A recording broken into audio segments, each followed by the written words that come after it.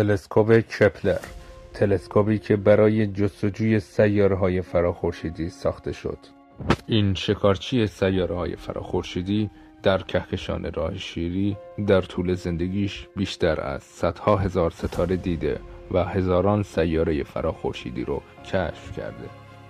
کپلر در سال 2009 به عنوان بخشی از پروژه دیسکاوری ناسا به فضا پرتاب شد تا با بررسی مداوم قسمت ثابتی از آسمان داخل کهکشان راه شیری سیستم‌های سیاره‌ای رو پیدا کنه.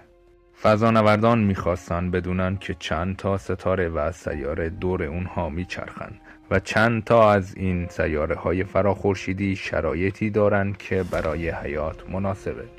آینه اصلی کپلر بزرگترین آینه‌ای بود که به فضا فرستاده شده بود. کپلر همچنین یک دوربین 96 مگاپیکسلی داشت تا به وسیله اون نور رو پردازش کنه.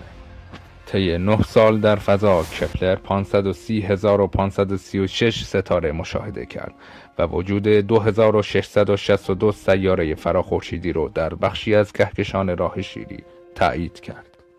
این سیاره‌های فراخورشیدی شبیه هیچ چیزی که تا به الان در منظومه شمسی دیدیم نیستند. بیشتر اونها به طور قابل توجهی از زمین بزرگترن و در فاصله خیلی نزدیک به ستاره‌شون میچرخند، به طوری که یک چرخش رو هر چند روز یک بار کامل میکنند و حتی یک سری دنیاهای بیگانه وجود داره که نیمکره رو به ستاره دمایی داره که میتونه آهن رو ذوب کنه و یا برخیشون نیمکره‌ای دارن که به طور کامل با اقیانوسی از صخره‌های گداخته مایع پوشیده شده. بعضی سیاره‌های فراخورشیدی هم‌اندازه مشتری نه تنها به دور یک ستاره بلکه به دور 2 ستاره میچرخیدن. اگر روی سطح یکی از این سیاره‌ها بایستین میتونین یک جفت غروب ببینین. اما در واقع میراث کپلر اینه که به طور موفقیت آمیز سیاره‌ها و دنیاهایی کشف کرد که هم اندازه زمین هستن و در فاصله امن از ستاره میزبانشون که به نام کمربند حیاتی شناخته میشه میچرخن. در اینجا دما به اندازه کافی مناسبه تا آب روی سطح مایع باشه و اونقدر سرد هم نیست که آب به طور کامل یخ بزنه. آب مایع حیاته و وجود آب مایع روی سیاره بسیار قابل توجهه، اما این ویژگی به تنهایی نمیتونه وجود حیات رو تضمین کنه.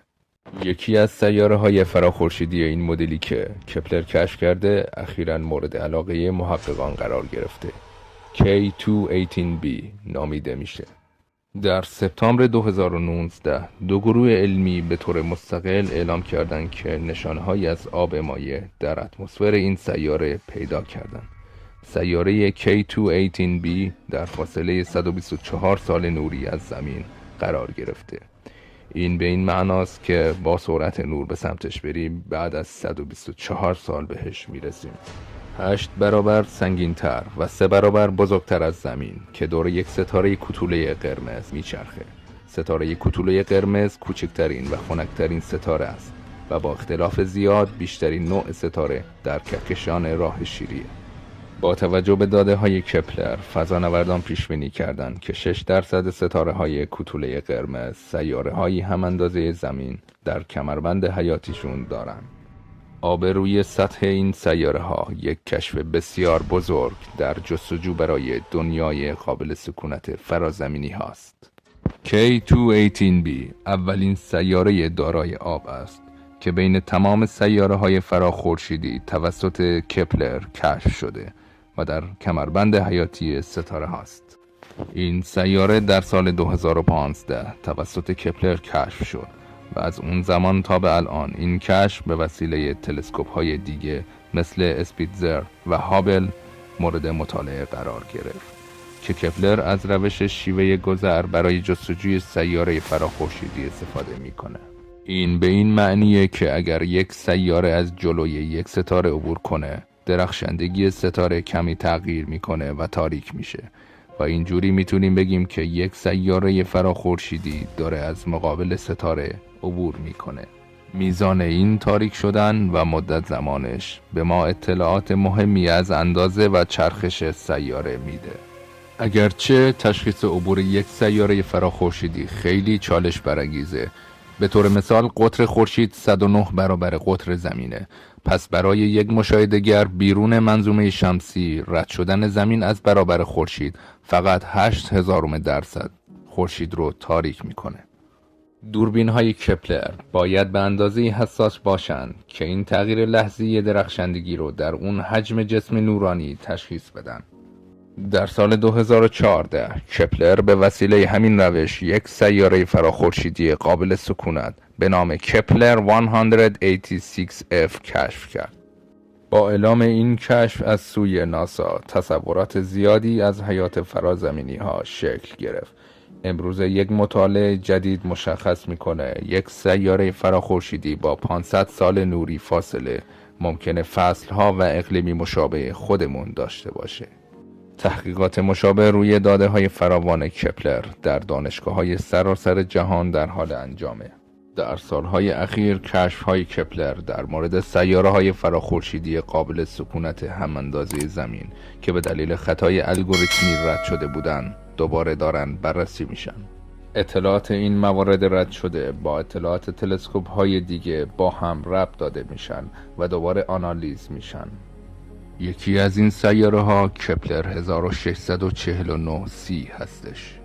در نیمه های سال 2020 وقتی که داشتن در بین داده های قدیمی کپلر جستجو می کردن و آنها را با داده های جدید ماهواره نقشه بردار فراخورشیدی گذران یا تست تطابق می دادن، دانشمندان وجود یک سیاره فراخورشیدی دیگر با شرایط بسیار مناسب برای زندگی تایید کردند.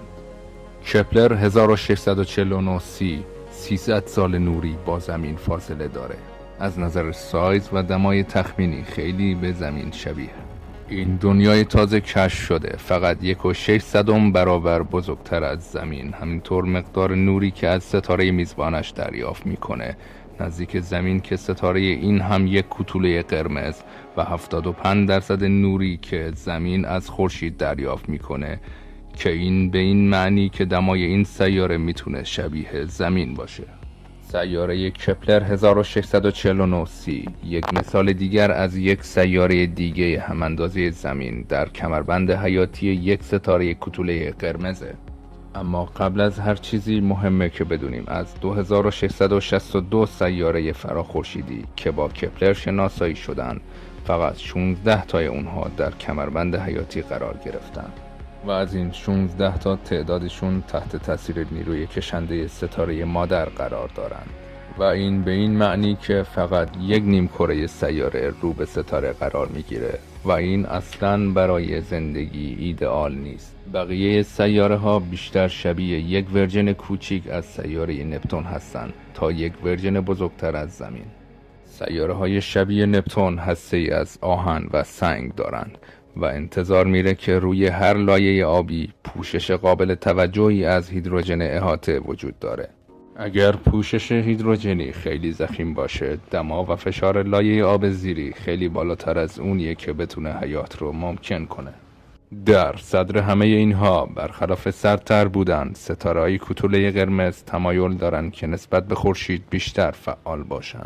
به این صورت که ممکنه سیاره نسبت به چیزی که ما اینجا روی زمین از خورشید داریم در معرض مقدار بیشتری از اشعه‌های فرابنفش مضر باشه. به خاطر همین موضوع دمای سطح میتونه بین منفی 100 تا 116 درجه فارنهایت یا منفی 73 تا 47 درجه سلسیوس تغییر کنه. این به این معناست که سطح سیاره میتونه به طور متوسط سردتر از قطب جنوب باشه یا گرمتر از گرمترین بیابان‌های زمین. متاسفانه ما تکنولوژی های لازم برای مطالعه ترکیب و اتمسفر این دنیاهای بیگانه و جواب دقیق و کاملی برای سوالات رو نداریم، البته هنوز. اما ناامید نشین. بر اساس آنالیزهای آماری تمام مشاهدات کپلر، دانشمندان تخمین میزنن یکی از 5 ستاره مشابه خورشید سیاره‌های تقریباً هم‌اندازه زمین دارند و یک دمای سطحی موجه برای حیات و حدود 20% ستاره ها در کهکشان ما مشابه خورشید هستند. این یعنی چند بیلیون سیاره زیست‌پذیر مشابه زمین فقط در کهکشان راه شیری به تنهایی وجود داره. کپلر به غیر از پیدا کردن سیاره‌های قابل سکونت، کشف‌های زیادی هم از دنیاهای بیگانه نامناسب برای زندگی اما جذاب برای مطالعه داشت، مثل سیاره‌های غول گازی. در داده‌های به دست اومده از کپلر تعداد زیادی دارند. این سیارات ترکیبی از گازهایی مثل هیدروژن و هلیوم و هسته‌ای نسبتاً کوچک سنگی هستند. یکی از این سیارات گازی به نام KOI-5AB هست که در فاصله خیلی نزدیک از ستاره میزبانش میچرخد. دانشمندان در سال 2009 KOI-5AB رو به عنوان یک سیاره قابل سکونت علامت زدند. در اون زمان این دنیای بیگانه فراری دومین سیاره‌ای بود که به وسیله کپلر پیدا شده بود، اما 10 سال پیش نادیده گرفته شد. اول به دلیل مقدار بسیار زیاد داده‌ای که کپلر جمع‌آوری کرده و دوم به این دلیل که دانشمندان متوجه شدند که ستاره اصلی KOI-5AB یک ستاره همراه دیگه هم داره. این موضوع آنالیز این سیاره رو برای اونها هم خیلی سخت می‌کرد. قطعاً که KOI-5AB بیشتر از اون چیزیه که محققان در اون زمان فهمیده بودن پیچیده بود.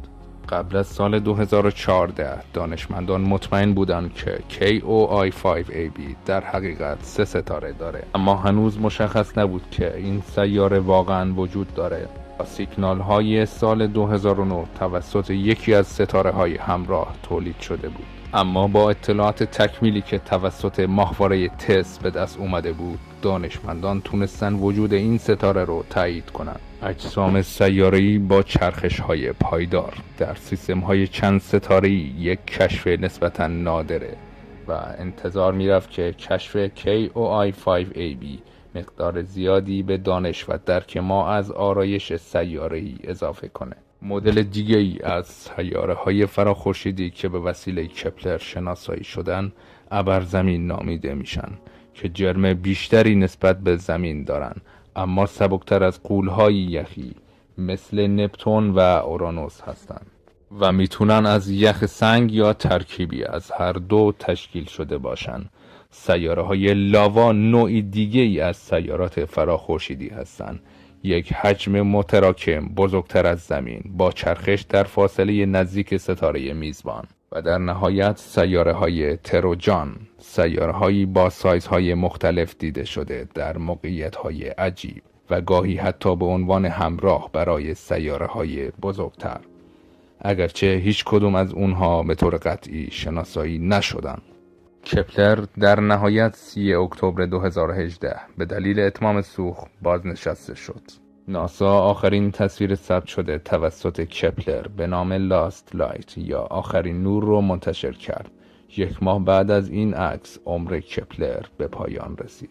اما به طور تصادفی بازنشستگی کپلر مصادف شده با 338مین سالگرد درگذشته یوهانس کپلر، ستاره شناس آلمانی، کسی که کپلر نام خودش رو از اون گرفته. اگرچه کپلر دیگه قابل استفاده نیست، اما پیش بینی میشه که در آینده نزدیک فضانوردان تلسکوپ‌های جدید و پیشرفته رو روی زمین و فضا استفاده میکنن تا عمیقاً این کشفیات بی‌نهایت کپلر رو درک کنن. یکی از این تلسکوپ‌ها در سال 2021 به فضا فرستاده شد. این تلسکوپ جیمز وب نام دارد.